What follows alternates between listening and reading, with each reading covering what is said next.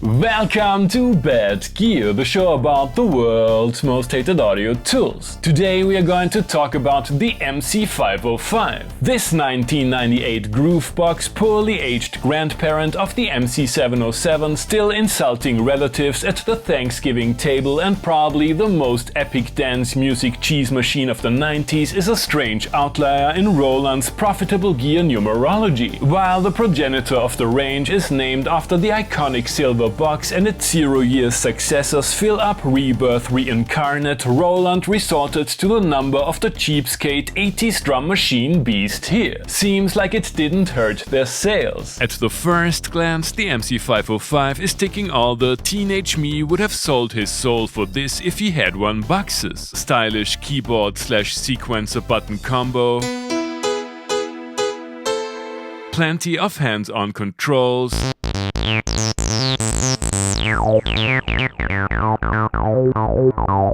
and a top contender for the most hated preset Patron 1 in the history of music technology.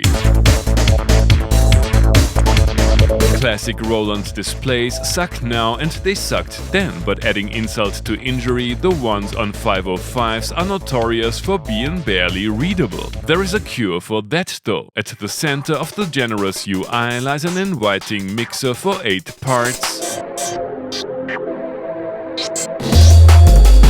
One of them being reserved for drums, while the others are populated by full-fledged sample-based synth engines derived from the JV series.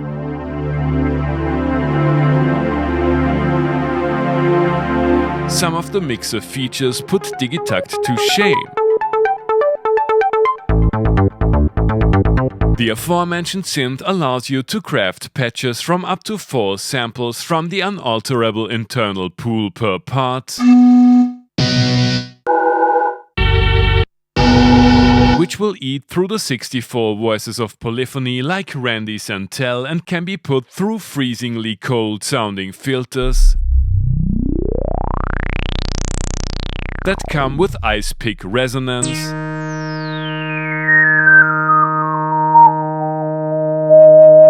that should be banned by international law. 3 ADSRs, 2 LFOs,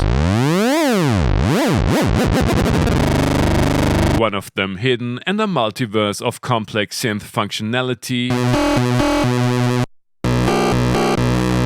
living on the farm upstate that is the menu system of a vintage Roland instrument. Grainy digital takes on timeless synth classics,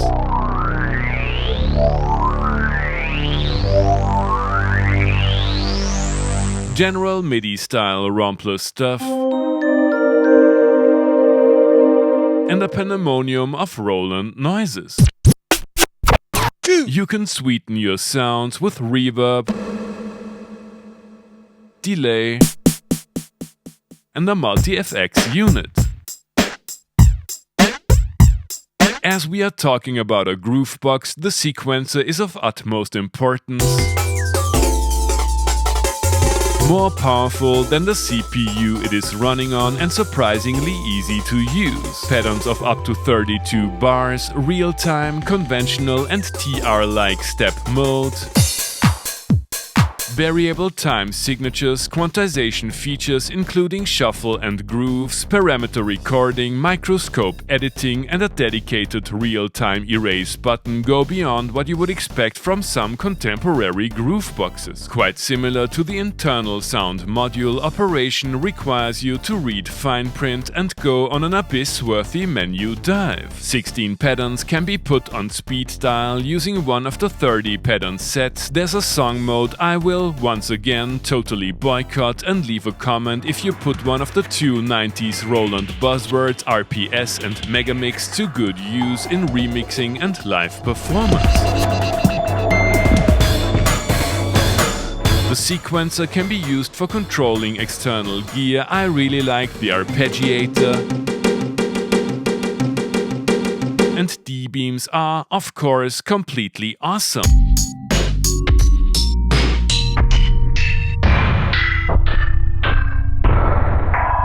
It is safe to assume that the built-in low boost killed quite a few PA systems back in the day. In case you want to use the 505 beyond humble preset surfing,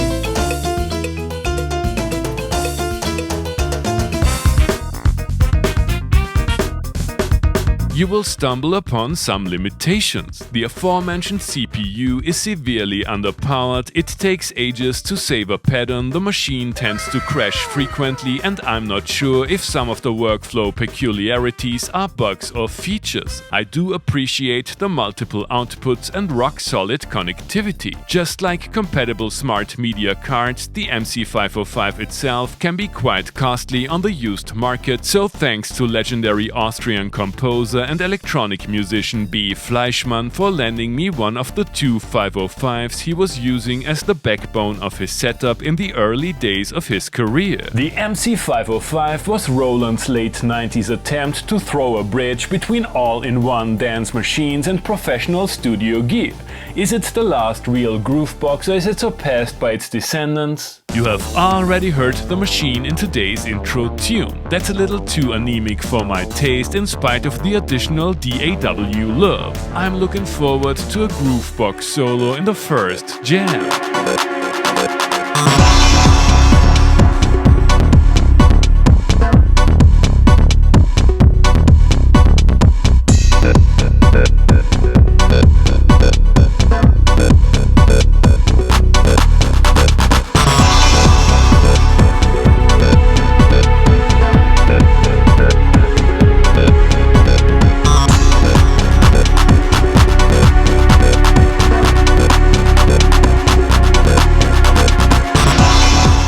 I think a few things have become obvious. There are plenty of usable Roland drums, the filter is not exactly in Jupiter 8 territory, and the mixer is fantastic. While it took me a little longer to program a somewhat organic bass sound, I really like the JV style patches. Time to dig a little deeper here and use the 505 as the centerpiece of a small setup.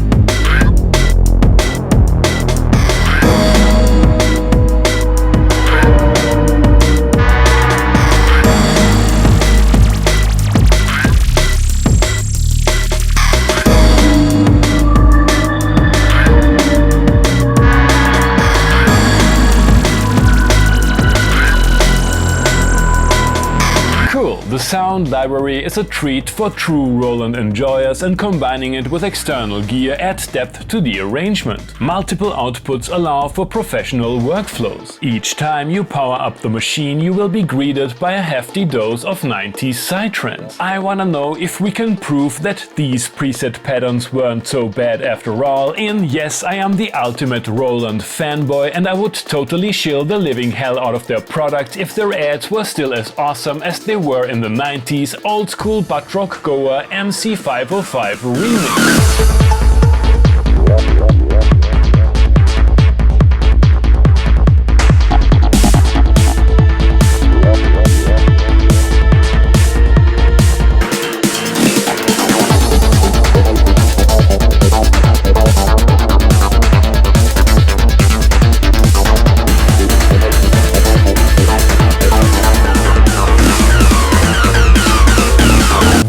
The MC505 is a big chunk of Groovebox, and it comes with many features that still hold up today. Versatile sequencer, plenty of physical controls, and synth engines that punch above its weight, if you're willing to bite the bullet and actually learn how to program them. This is also where the limitations of 90s technology rear their ugly heads. Many of the components show signs of age, operation can be sluggish, and even if you like the artifacts of yesteryear's audio processing, you will be missing many of the amenities contemporary machines have to offer. If all this is a deal breaker for you, don't worry. A used MC707 can be found for the price of a mint 505 and still comes with more or less the same sound. Thanks for watching and see you next time. Hey guys, I hope you enjoyed the episode. Feel free to like, subscribe, become a patron and leave a comment what other kind of gear you would like to see and hear on the show.